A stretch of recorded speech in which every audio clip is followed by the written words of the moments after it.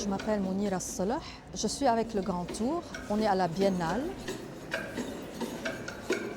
L'œuvre qu'on voit ici, elle est basée sur le mythe d'Europe. C'est une princesse phénicienne. Elle a été kidnappée par Zeus, qui s'est déguisé en taureau blanc pour la séduire. L'histoire, comme elle est racontée dans le mythe, c'est surtout des hommes qui ont écrit ce mythe. Je le reprends, je le réécris d'une façon poétique de notre côté de la Méditerranée. On a des peintures, on a des dessins, on a un bateau phénicien sur lequel j'ai mis une tête d'âne au lieu d'une tête de cheval. On a des masques qui sont inspirés des amulettes phéniciennes. Chaque masque représente des visages de la société parce que je pense qu'on n'est jamais des individus. Quand on est né, on est entouré de gens. Dans l'histoire même, quand elle a été kidnappée, c'est sa mère et sa famille qui ont été à sa recherche. C'est un moment très tragique parce que aussi dans l'histoire, c'est sa maman qui meurt pendant qu'elle est en exil à la recherche de sa fille.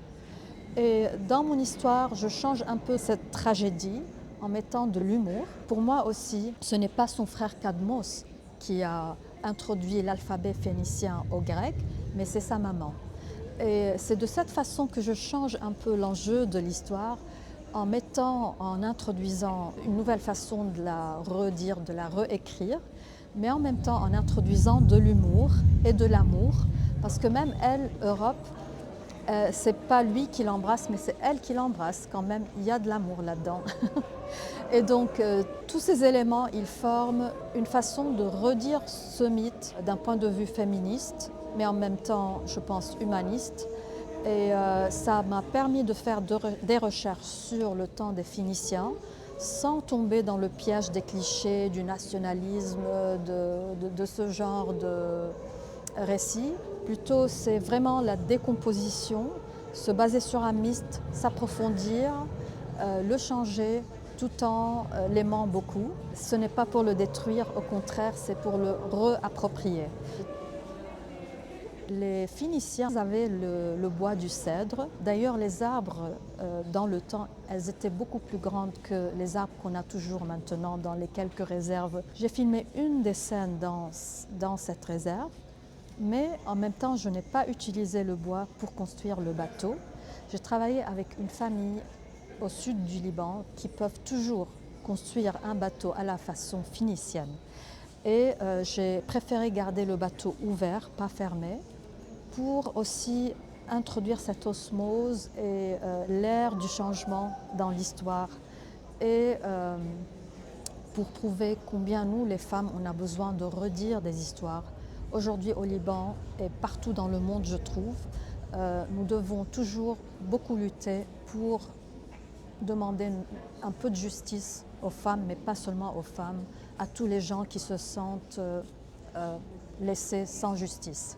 J'ai des dessins ici que j'ai dessinés sur du papyrus. C'est du papyrus organique, original de l'Égypte, parce que les Phéniciens, en fait, se sont beaucoup enrichis de leur échange avec les pharaons. L'histoire des Phéniciens a été beaucoup de fois oubliée. Ironiquement, c'est eux qui ont inventé l'alphabet, qui est la base de l'alphabet latin. Mais en même temps, beaucoup de leur histoire a disparu parce que le papyrus sur lequel ils ont écrit dans la nature du Liban et l'humidité qu'on a, ça ne reste pas. Alors que chez les pharaons, le climat là-bas permet que ça reste. Donc, j'ai lu beaucoup de choses, beaucoup de livres.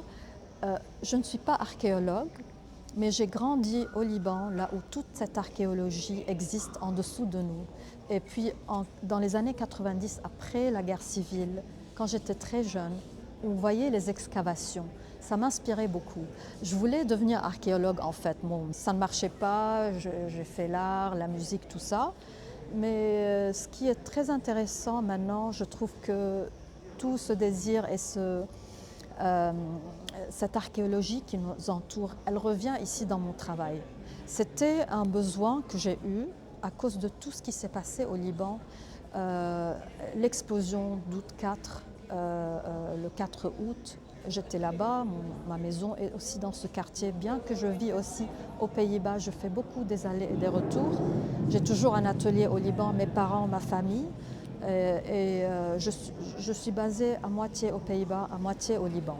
Ceci aussi ressemble un peu le destin d'Europe qui a été forcé dans l'exil. Je fais des rapprochements avec notre histoire aujourd'hui, toute cette jeunesse qui est forcée de quitter son pays natal à cause de la crise, à cause de la corruption, à cause de la guerre qui contrôle toute notre vie, nos destins, notre façon d'exister. Donc je pense qu'en faisant ce travail, je ne parle pas de tous ces sujets d'une façon didactique, mais je garde les choses ouvertes. Ça invite les gens à penser, à reconsidérer ce bassin de la Méditerranée et l'histoire antique en fonction de l'histoire d'aujourd'hui. Et j'espère que ce travail, avec tous les éléments qui existent dans ce travail, c'est une invitation à penser notre présent, à aspirer pour une façon de continuer,